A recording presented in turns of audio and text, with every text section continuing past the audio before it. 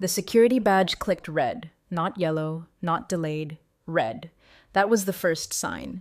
I was standing outside the East Annex, coffee in one hand, ID in the other, staring at a scanner I'd installed myself back in 2012. It had never once malfunctioned. Not during the great outage of 2015, not when two interns accidentally deleted half the building's access logs in 2019. Never. Until today. I tapped again, slowly, then again, faster. The third time, the little LED strip didn't even blink. It just sat there, cold and blue, like the eyes of the new VP of Ops when he breezed through the morning meeting and forgot to acknowledge me. 18 years, and suddenly, I was a ghost in my own building. If you're listening and you've ever been blindsided at the finish line, right before everything you earned was supposed to come due, subscribe, like the video. It helps our team keep telling these stories. And trust me, it gets worse before it gets satisfying. I pulled out my phone, thumb hovering over the security app. No access alerts, no flags. Just a blank slate where my clearance should have been. My name, Cynthia Maddox. Status, inactive. I stood there for a minute, let it land. No panic, just a cold, creeping confirmation of what I'd felt brewing all week. A tightening of posture in meetings, a missing invite to the Thursday retirement lunch, the subtle absence of eye contact from department heads I'd trained. Halston Dynamics didn't forget my send-off. They erased it. And it started 3 days before I was set to retire, with my full $1.3 million bonus finally due. Not a penny early, not a day late. That was the deal. Structured in my 2017 retirement agreement, reviewed, re-signed in 2019 after I caught a freight routing loophole that saved them $22 million, my reward was simple. Work until Friday, retire with grace, and collect what I'd earned. Except now, it was Wednesday, and my badge said I didn't exist. I walked around to the main lobby. Security was newer now, outsourced, poorly trained, but polite. The kid at the front desk looked like he'd just graduated high school. He squinted at his monitor like it might bite.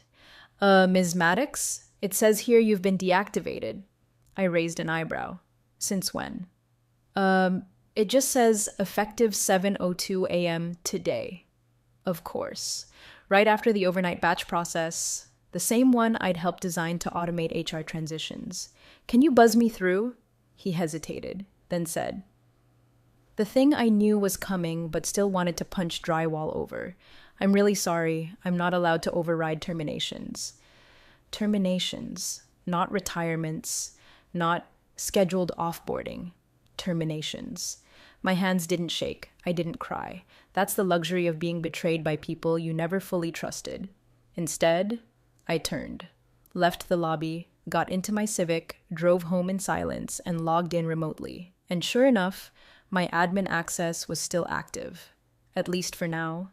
My heart didn't race, but my fingers were already typing faster than my thoughts could catch up. I opened the archive, pulled up the signed retirement agreement, scanned down to Section 18C, a clause so specific, so buried, most people forgot it existed. Termination without cause within 72 hours of scheduled retirement shall trigger full disbursement of all bonuses and deferred equity. Plus a line I'd almost forgotten, added during renegotiation in 2019 after my freight audit brought them international compliance. Failure to disburse said funds within 48 hours of vesting date shall trigger compound penalty at prevailing market rate plus 11%. My system had logged the change, time-stamped, notarized, synced across backup nodes I'd personally built when the vendor system kept losing daylight savings, the very system Halston Dynamics still used to track terminations, and it had just triggered the clause. They thought firing me 2 days early would save them $1.3 million. Instead, it started a clock they couldn't stop.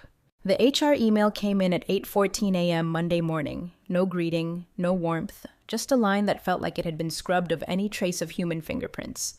We'll confirm timing shortly. That was it. No attachments, no offboarding docs, no link to the pension disbursement portal. Just that one antiseptic sentence, like I was some invoice they forgot to process. That's when the flicker of doubt started to crawl in. I sat there at my kitchen table, same spot I'd worked remote from during the pandemic, where I'd wrangled global shipments from backlogged ports and rerouted seven-figure logistics failures without ever once missing a deadline. Same seat I'd occupied during Zoom calls with 3 layers of execs asking how we'd meet ISO recertification by Q4. and now they couldn't even send me a standard farewell packet? I opened my retirement folder, one I kept backed up twice, locally and offsite. Call it paranoia, I called it insurance. There it was, the original 2017 agreement. PDF, signed in ink, later notarized for my own record. My name, Cynthia Maddox. Effective date of retirement, March 17th, 2026. Terms, clean, simple, bulletproof, until I got to Section 18C. Termination without cause within 72 hours of a planned retirement date will trigger full disbursement of all accrued bonuses, stock equity, and incentives. And then I saw what I hadn't remembered. Amendment 18C2 added after the 2019 renegotiation. Failure to fulfill payout obligations within 48 hours of vesting shall incur a compounding interest penalty, calculated at current prime rate plus 11% per hour. I leaned back in my chair, stared at it. My hand wasn't shaking, but I could feel my blood get colder. Because if I'd forgotten that clause, and I'd drafted half of it, then someone had definitely remembered. Not legal, not payroll, someone higher, someone who knew that clause meant the clock started ticking the moment they touched my termination date. It wasn't a glitch, it was a gamble. They'd bet on my silence. I closed the contract and opened my sent items, searched for every message to HR over the past 3 months. There it was. The timestamp on my final retirement confirmation, sent 3 weeks ago. Subject line, final offboarding confirmation, March 17th. Their reply had been warm then, friendly even. Looking forward to celebrating your legacy, Cynthia. What changed? Or more accurately, who changed? I pulled up the org chart. Moxley, Daniel Mai Moxley, new VP of Ops, transferred in from some venture-backed supply chain software firm on the West Coast. Hadn't lasted more than 15 months at his last 3 jobs, probably hired by someone who wanted a flashy resume and didn't care about institutional knowledge. He'd cut 3 departments already, made waves streamlining legacy personnel. It was the kind of language that looks good on investor decks and burns real people alive. I wasn't legacy personnel. I was the one who built the legacy. But that's the problem, isn't it? When you're too quiet about what you've done, people start to think you didn't do anything. And when you don't posture, they assume you'll never push back. Well, Moxley didn't know what system he just set in motion. Because the one thing Halston never understood about me, I never raised my voice. I wrote the rules, and I never forgot how to read them. Thursday morning, the building smelled like burnt coffee and last-minute decisions. My calendar had said final systems wrap-up. Instead, I got a summons. HR conference room. No explanation. Just a meeting invite with a 9 a.m. timestamp and a subject line that didn't bother with punctuation. Maddox meeting, not retirement review, not farewell. Just my name like it was a problem to be solved. I walked in and knew immediately. No coffee, no goodbye bag, just Daniel Moxley, Mr. Startup Sleaze himself, sitting across the table in a $900 blazer and loafers that had never seen mud. Didn't look up from his tablet. Didn't even greet me. Just a little sigh, like I was keeping him from whatever shiny bullshit idea he was planning to shove into ops next. We've decided to accelerate your offboarding, effective immediately. Just like that. No, thank you for your years of service. No, we're grateful for your legacy. Not even a line about corporate restructuring to soften the fall. Just a flat announcement, as if firing someone 2 days before their scheduled retirement wasn't the professional equivalent of stealing from their casket. He slid the termination letter across the table like he was handing me a receipt. Termination. Effective March 13th, 9 a.m. Reason, organizational efficiency review. That was rich. I glanced at the door. One-way glass. I could see the hallway, but no one outside could see the slow murder of my career inside. Smart design. Cowardly use. Moxley still didn't look up, just tapped something on his tablet like this was routine, like I was routine. I looked at the letter, then back at him. That's final? He gave the slightest nod. So I stood, smoothed the sleeves of my blazer, buttoned the middle one like I was about to walk into a courtroom instead of a parking lot. I didn't flip the table, didn't yell. I'd done something far scarier years ago. I'd buried the trigger claws deep in their own infrastructure. The silence in the room was surgical, the kind that tells you everyone thinks you're gone, dusted, defeated. I walked out. HR didn't make eye contact. Some junior coordinator offered a thin smile like she was apologizing for the weather.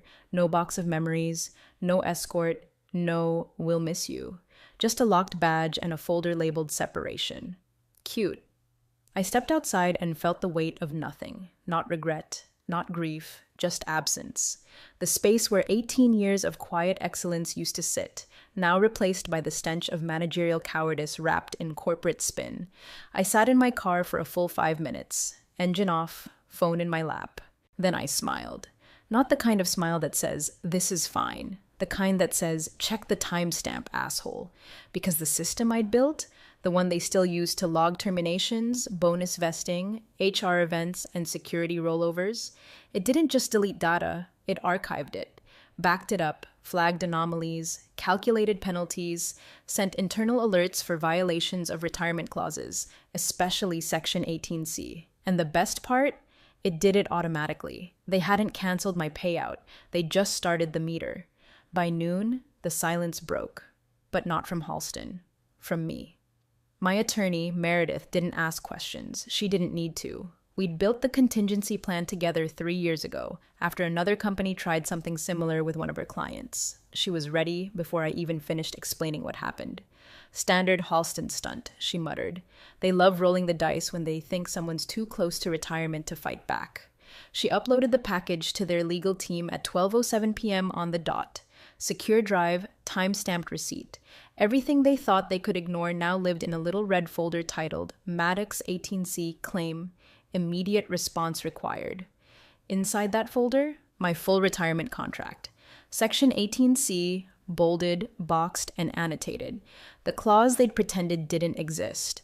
The clause that made my termination not just shady, but legally radioactive. We included everything. A notarized timeline of my retirement process, signed and dated by HR. 6 months of calendar logs confirming the March 17th retirement date. A paper trail of HR correspondences acknowledging the date, including the January email where they'd congratulated me and offered to schedule a farewell lunch. The farewell email draft my department head had written but never sent. The badge access audit showing my clearance revoked precisely 26 hours before my scheduled retirement. They didn't just fire me early. They detonated a tripwire buried in their own system, one I had built, calibrated, and documented across 3 layers of compliance. And here's the thing about legacy systems. They remember. They don't care about new VPs or shifting budgets. They don't give a damn about someone trying to cut costs with a half-brained termination stunt. They log, they archive, they warn. I logged in again just to see the flag. The red banner was already active in the back end. 18C breach detected. Penalty clock active. Meredith and I didn't send threats. No angry phone calls. No demand letter drafted on flaming paper. Just data, dates, documents, the facts. Because when you've done everything by the book, all you have to do is open the book and point to the line that burns them. She added one final note to the submission. Short, sharp, and deadly. As per Section 18C, client will expect full disbursement plus any applicable interest per clause. 2. We are open to resolution, but are prepared to pursue litigation with confidence. Please advise promptly. It didn't sound aggressive. It sounded inevitable. They had options, sure. Delay, deny, spin it internally as a clerical error, but nothing was going to erase the timestamp of my badge being disabled 26 hours early. Or the audit trail showing Moxley's approval, or the auto alert the compliance system had already sent to the executive oversight inbox, an inbox I'd helped set up to detect unethical terminations. Moxley didn't know about that inbox, but the board did. That afternoon, Halston Legal went quiet. No reply, no call. Just a lot of blinking cursors on a document that told them they'd messed with the wrong line item. I didn't go for a walk, didn't vent. I poured myself a coffee, logged into the back-end audit dashboard, and watched as the counter ticked upward, calculating their debt to the second. Every blink was money. Every minute, another reminder that the quiet woman they discarded 2 days early. She didn't scream. She submitted receipts. Friday morning, before sunrise, they were already scrambling. My sources inside, people I'd mentored, trained, covered for when budgets got slashed, started pinging me quietly. No words, just screenshots. Need confirmation of retirement protocol timelines? Legal asking for templates from 2016. Moxley's assistant pulled 6 exec agreements from archives. They were digging deep, trying to find a loophole, an old version, anything to prove my agreement was boilerplate, something they could wave off as standard language instead of the legal landmine it actually was. They weren't going to find it, because mine wasn't a template. It was customized, signed twice. Once in 2017, again in 2019, right after I caught a cascading liability in our raw materials contracts that would have left us exposed to a $22 million claim during a vendor audit. I didn't parade it around, I just fixed it, quietly, brought it to legal, documented the correction, closed the risk. The CFO at the time had asked me bluntly, "What do you want in return?" I'd said, "Just tighten Section 18 and make sure I can retire without games." She smirked. "We'll bake it in. Quiet clause. You earned it." So they did. They didn't realize that favor, given in a moment of gratitude, would become the fuse under their feet. I had leverage, and I'd stored it somewhere they'd never think to look, inside their own systems. Because Halston Dynamics had always loved one thing more than their quarterly bonuses: automated compliance. The digital audit trail, real-time tracking. Smart HR. They bragged about it in investor decks: real-time HR visibility, dynamic role management, automated audit logging. Know who built that system? Me, not in name. They brought in a glossy vendor to slap a UI on it, but the engine, the core logic, the logging framework, all mine. I'd spent 3 years embedding it, brick by brick, a side project that became a backbone. Every access badge revocation, every contract timestamp, every manager override, all of it logged, archived, and mirrored. They thought firing me 2 days early meant saving $1.3 million. But the second Moxley clicked that approval, his name got burned into a changelog with action, early termination, retiree, Section 18C, triggered user, D. Moxley time, 03:13, 09:01:04 a.m. Flag. Clause breach, penalty timer active. It wasn't just a warning, it was a countdown. They were racing it now, desperate, legal pulling contract files, HR combing internal policy logs, finance calculating worst-case scenarios in quiet corners of spreadsheets they never thought they'd need. One of my former team leads sent me a message with no context. Moxley asked if the system could be retrospectively corrected. I told him the logs are immutable. I smiled, because I remembered that meeting. He'd asked once, early on, why I was so strict about audit trails. I'd said, because people with power forget, but systems don't. He thought I was being dramatic. He didn't realize I was writing the script of his own downfall. They weren't trying to pay me now, they were trying to make it look like they meant to all along. But it was too late. The system had already sent alerts to the risk committee and internal ethics compliance inbox. The board would see it next. Every hour they delayed cost them $6,200. Every mouse click left a footprint, and every attempt to erase me just made the evidence louder. Friday, 11:28 a.m., that's when it finally hit them. A junior compliance officer, Sasha, if memory serves, found it buried in the 2019 contract amendment. She'd been on the job 6 months. Fresh degree, still asked questions like they mattered, hadn't yet learned the art of corporate silence. But she read everything, and when she reached subclause 2 of Section 18C, she didn't skim it, she flagged it. She forwarded it up the chain with one subject line. Urgent? Interest clause, penalty triggered? Someone from legal replied, trying to wave it off as standard language. Sasha replied with a screenshot. Time-stamped system log, live timer, penalty engine engaged. The clause was clear, unambiguous. Failure to disperse funds within 48 hours of retirement date shall trigger hourly interest penalties, calculated at prevailing prime rate plus 11% compounded. The current estimate, 6,112.83 years per hour. Running, live, irrefutable. And the kicker? The system wasn't waiting for permission, because the system didn't require permission. It was built to calculate, not debate. Built by me, so it wouldn't be subject to the kind of human cowardice that lets people look you in the eye while stealing your future. I'd hard-coded the clause into the financial risk module back when Halston first pushed for full-stack compliance integration. They wanted automation. I gave them integrity. The kind that doesn't ask if you meant to violate policy, just logs the violation when you do. And now, that logic engine was calculating in real time, logging interest accruals, generating daily summaries, routing red alert memos to the ethics review inbox, the CFO alias, and if the clock hit noon without resolution, the audit committee chair. They had 27 minutes to initiate payout, send written confirmation, and manually override the penalty timer. Except they couldn't. Because Moxley, bless his ego, had disabled manual overrides when he streamlined legacy systems last quarter, called them unnecessary redundancy, said, if we trust our workflows, we don't need emergency fail-safes. He'd bragged about it on a call. I'd muted myself and laughed. And now, somewhere in legal, 3 paralegals were probably standing behind a partner, mouths tight, while he read a clause he didn't know existed inside a contract they thought was just another retiring employee's file. Except this employee had helped design the vault. The penalty report was growing by the second, each line item time-stamped. No padding, no mercy. I imagined the scene in the boardroom, someone flipping through pages, someone else dialing finance, the CFO demanding to know why she hadn't seen this sooner. Moxley pretending to be calm, then getting visibly flushed when someone asked the worst question you can hear in a compliance breach.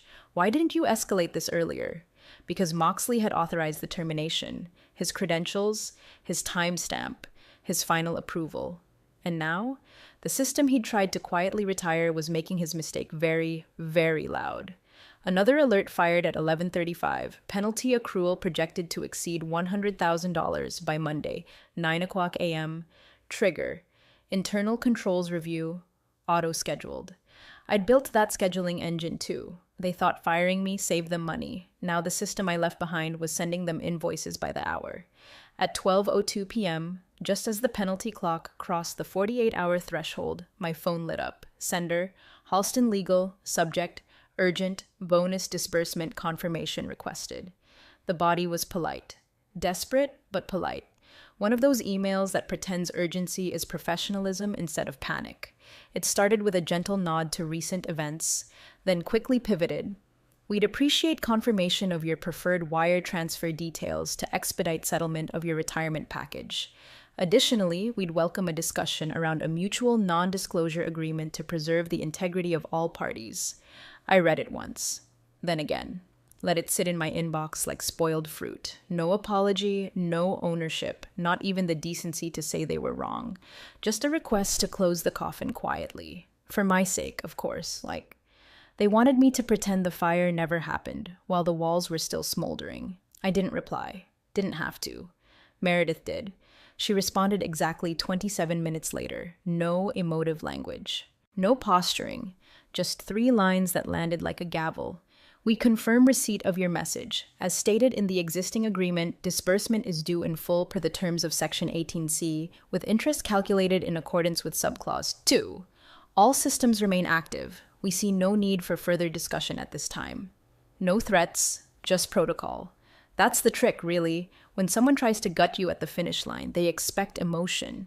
They expect you to beg, bargain, rage, make it messy so they can paint you as unstable, unreasonable, replaceable. But I wasn't unstable. I was precise.